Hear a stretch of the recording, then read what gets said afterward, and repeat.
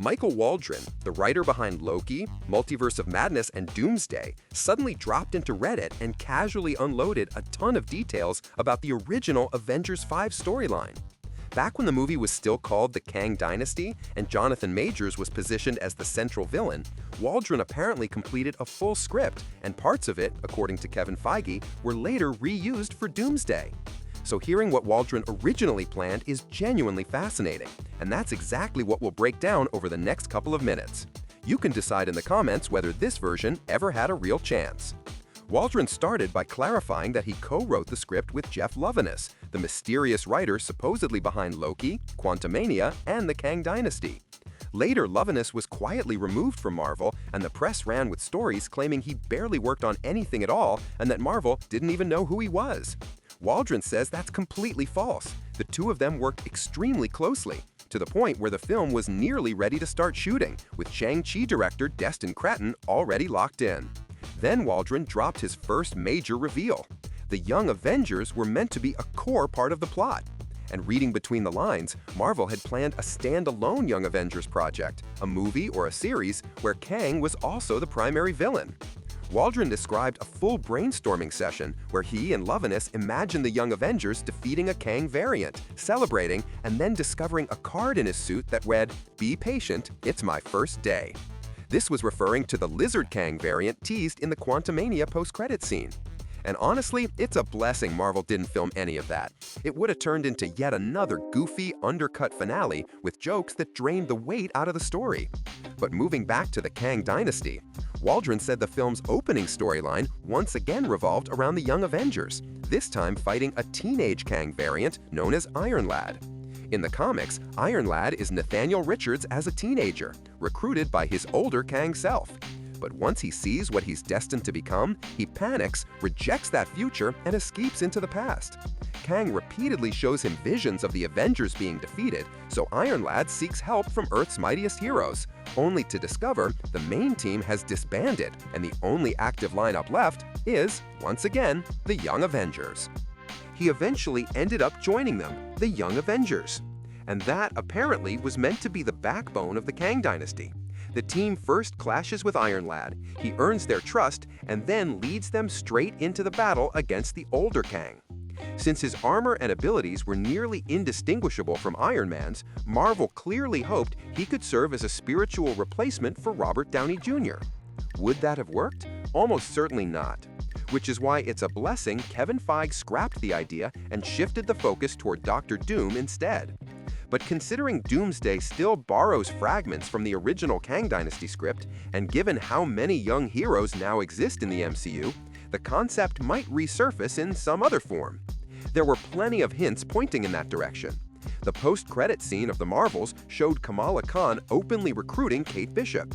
Cassie Lang and Ironheart are already in the mix. She-Hulk introduced Bruce Banner's oddly soap opera-looking son.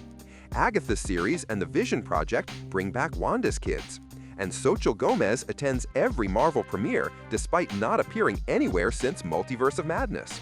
The team was clearly assembling, or at least it was assembling. Because when Marvel began negotiating with Robert Downey Jr. in late 2023, they quietly made a move suggesting that the Young Avengers wouldn't play a major role in Doomsday after all.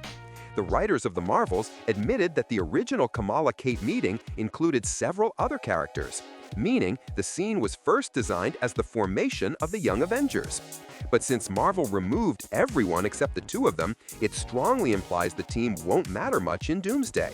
And yes, that's disappointing.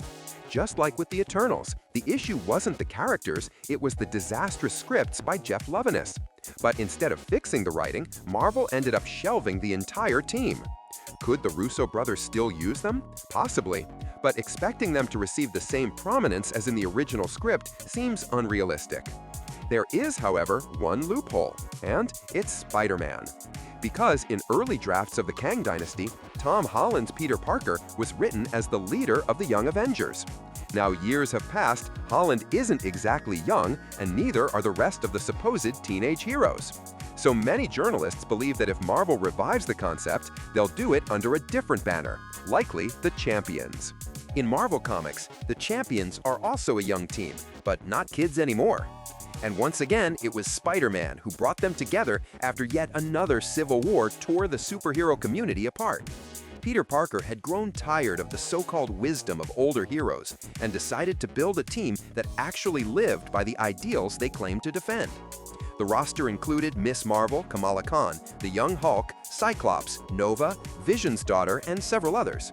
Characters who weren't quite adults yet, but were far past the teenage phase. Their whole thing was solving problems through compassion, dialogue, and inspiration rather than brute force. That approach made them social media favorites and a perfect blueprint for Kevin Feige to repackage an old idea into something new. It fits especially well with the upcoming Mutant Saga, though who knows, Waldron's original pitch for the Kang Dynasty might still live on in some form. Especially since last year's leaked concept art showed Star-Lord and Wong drinking in a bar with a squad of young heroes. Both characters are currently adrift in the MCU storyline, so serving as mentors could easily become their next chapter, even if the Russo brothers insist those concept arts weren't tied to their movie. Now, on to the strangest revelation. Back during Quantumania and the Multiverse Saga, fans kept asking why on earth was Jonathan Majors playing every Kang? No Way Home already established that multiversal variants can look completely different. Marvel could have cast multiple trending actors and staged the ultimate multiverse showdown. But they didn't, because, according to new reports, Majors' contract explicitly stated that only he was allowed to play Kang, which explains why there were no variant designs, no alternative actors, and why everything collapsed the moment Majors exited the franchise. Ironically, the collapse worked in our favor. Otherwise, we wouldn't have gotten Robert Downey Jr. back, and he literally could not have played Kang for obvious reasons. Still, traces of the old Kang Dynasty script survived in Doomsday. Remember all the leaks about Dr. Doom hunting heroes responsible for incursions and multiversal damage? The leaked Kang Dynasty draft reveals that Kang was doing almost the exact same thing. The Council of Kangs in Quantumania already blamed the Avengers for destabilizing the multiverse. The only major difference is the setting. In Doomsday, the opening battle reportedly takes place in the X-Men universe, while in the original Kang script, the fights happened on Earth 616, in the Quantum Realm, and at the end of time from Loki. The finishing blow was delivered by Sam Wilson's Captain America. And in the end, the Avengers won thanks to a traitor Kang, a variant who defected and sided with the hero. In the original ending, the heroes destroyed the central core connecting every Kang variant, which technically counted as a victory. But the multiverse remained unstable, leading directly into Secret Wars, where Kang somehow returned as the main villain yet again. And that was the biggest flaw. It carried the same energy as the final Star Wars film, where the writers kept circling ideas until they finally shrugged and said, somehow Palpatine returned. Interestingly, long before Quantumania even premiered, rumors claimed that Marvel was already considering replacing Kang with Dr. Doom as the ultimate Secret Wars antagonist. Probably for the same reason, avoiding a second Thanos situation, and even worse, avoiding a Palpatine-style anticlimax that completely devalues the ending of the Kang Dynasty. But honestly, no matter how you looked at it, that version of the film felt doomed. The leading trio, Sam Wilson, Carol Danvers, and Scott Lang, simply couldn't compete with the iconic lineup of Infinity War.